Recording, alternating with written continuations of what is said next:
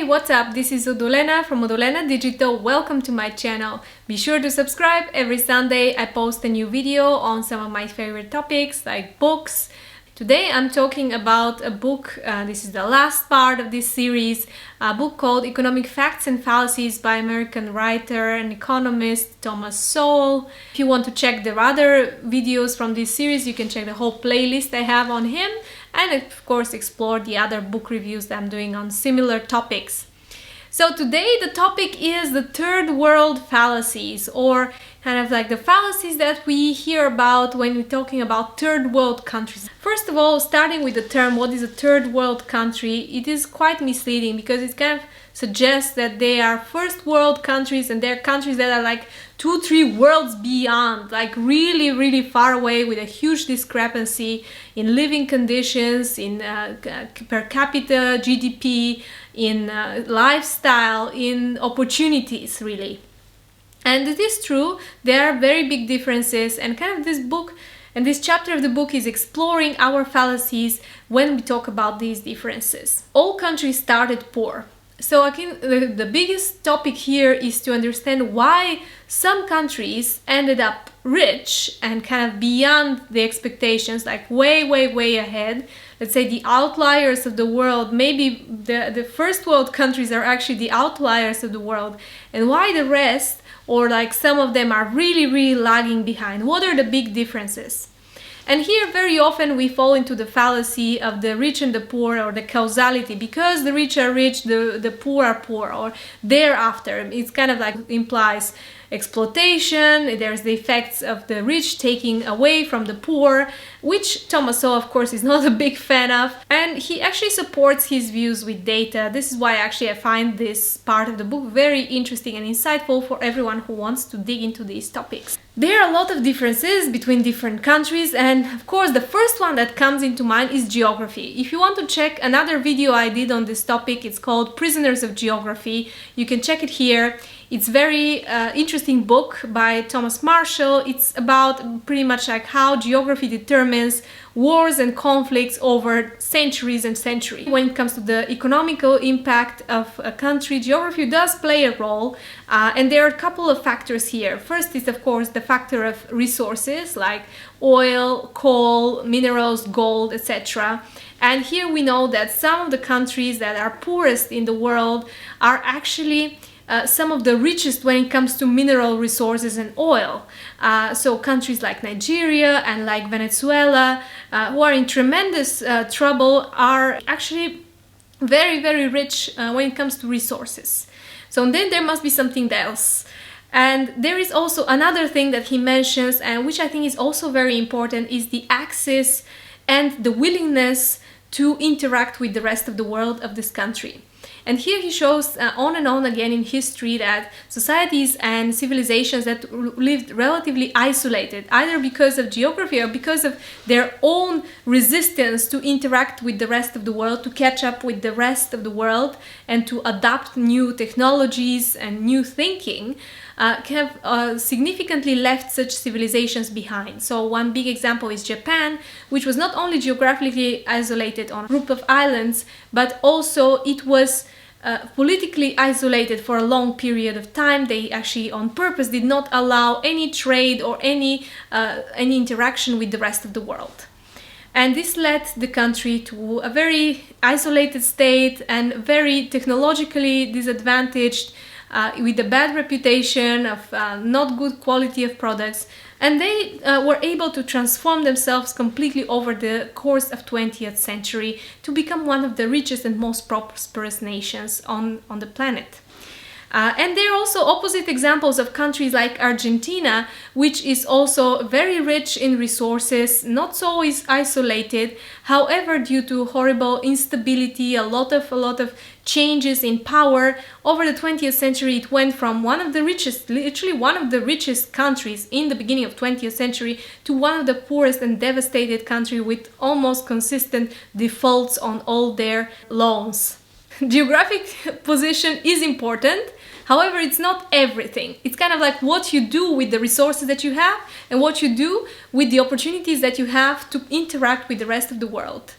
And here he also mentioned something very interesting, is the proximity to a rich and well-developed, let's say, outlier civilization. So civilizations like the Roman Empire or the Chinese Empire significantly helped nations around them with technology and with just the proximity of this superpower.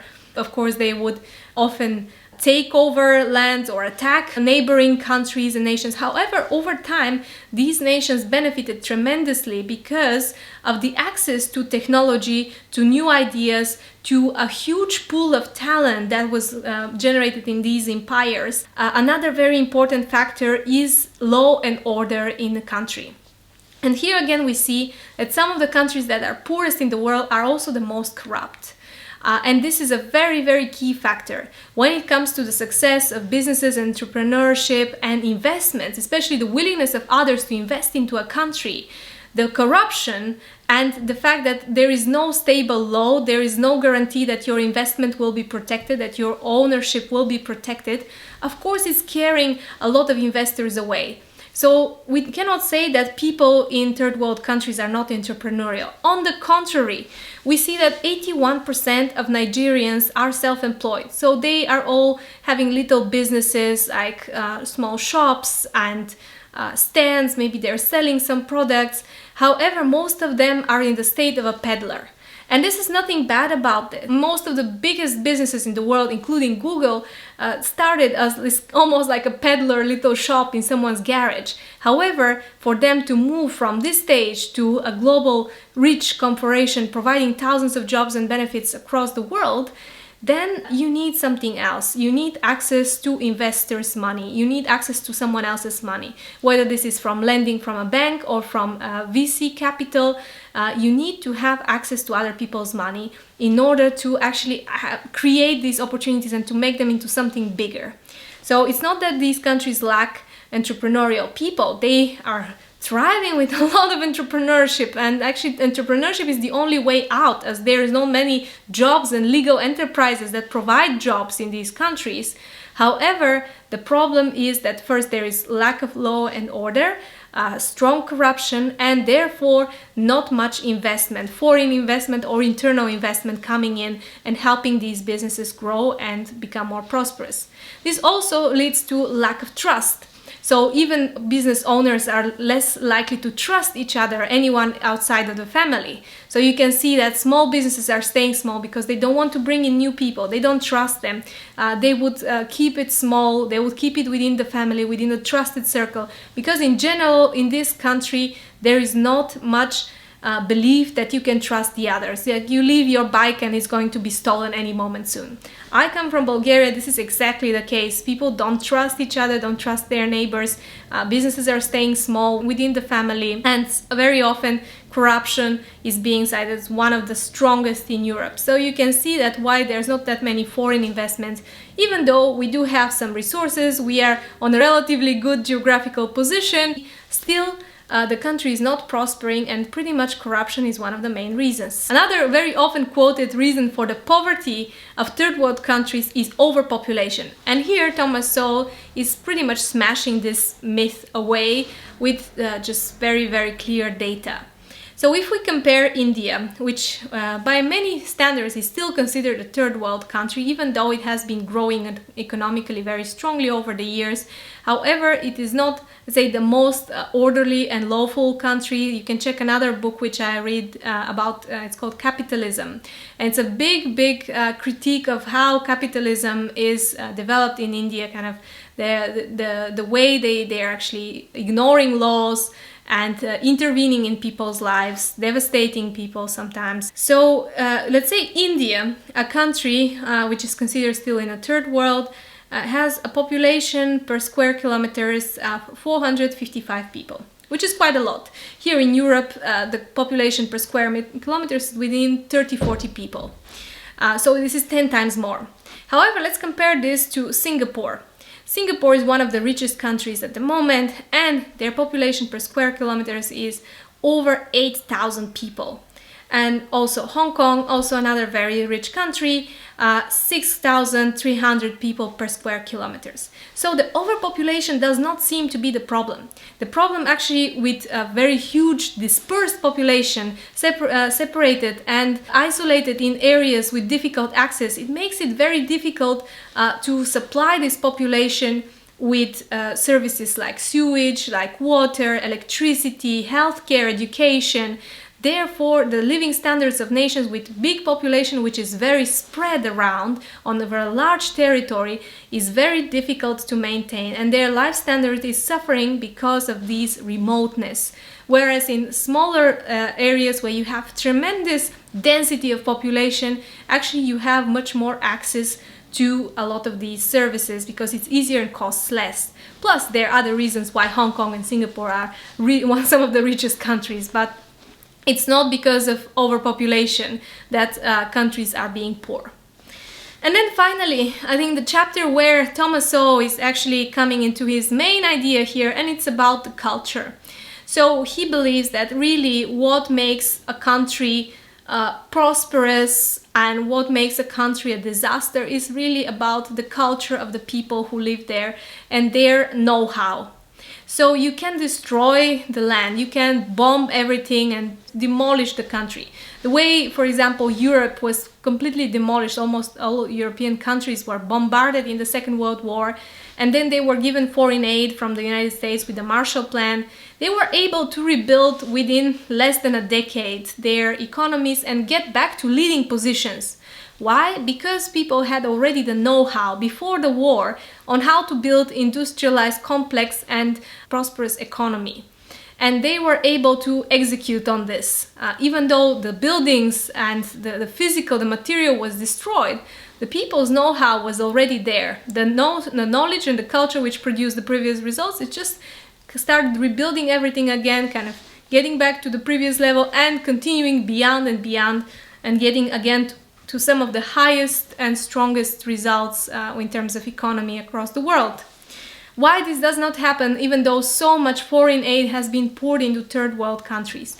And here Thomas Sowell says it's mostly because of the lack of know-how and lack of culture, which is at the stage where it can produce the results that we are expecting for a highly industrialized, for a highly prosperous economy. Then there are some other myths, or let's say fallacies, that we keep hearing very often when it comes to international third world problems.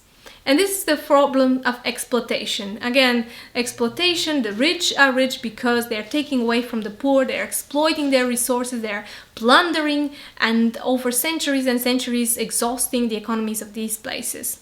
So this is a very interesting and very attractive kind of doctrine, and it is started by Vladimir Ilyich Lenin, something which is been quoted ages and ages after that, and a lot of intellectuals took it as their credo. However, when you look into the data which Lenin used and put together quite conveniently in a very tiny table, you'll realize that this is absolutely nonsense. So his theory is that because high industrialized, let's say imperialist societies in the West, like United Kingdom, like Germany and France, were taking their profits and investing them in poor countries to exploit them, to take away their mineral resources, exploit the cheap labor and bring in more profits for themselves, in order to keep their home workers under control by giving them some benefits. So this was Lenin's theory. However, when we look into the data, actually the results back then, and like the same like now, is that these countries did not invest in the poor ones. They were pretty much all the investments were going into the most prosperous countries abroad. So, for example, he lumped in together all the investments for South and North America in one place, which looks huge. However, most of these investments actually went from the UK to the United States, and same from France and from Germany, not into some South American poor places where they were exploiting the people there. So this is an enormous fallacy when it comes to imperialism, and it's been repeated over and over again without anybody actually checking the data behind it. Then what about the effects of colonialism? This is often quoted as a big negative effect on countries that were former colonies, that they can never really rise back to the standard. However, what we can observe is that after these countries were no longer colonies, after they were freed up, most of them ended up into huge, terrible civil wars, ending up the lives of thousands of people, and they ended up much worse than when they were under colony. So we can see examples in Congo, in Rwanda, even in the beginning when India was freed up, the fights between Pakistan, India and Bangladesh. It ended up in terrible consequences after the colony ended. So can we blame this on colonialism? Was it actually the fault of the colonists that these countries ended up in these terrible, devastating wars, civil wars after their liberation? It's difficult to say. Some extreme laws have been put into place to obstruct even more the leftovers of colonialism. Let's say in Zimbabwe 20 years ago, white farmers were disowned by the country in order to get this land back to the local people. However, the results were not really great, and right now, actually in 2020, they're reversing the laws and giving the land back to these farmers because they had the know-how and the ability to work this land, and the country ended up in a worse situation before the disownment of these farmers. So this is just one of the examples where we cannot really say that colonialism actually ended up in destroying these countries. It's more often what we see is that these countries destroyed themselves after the end of the colonies, and actually the colonial period was a time of relative peace, even though they were under the rule of another power.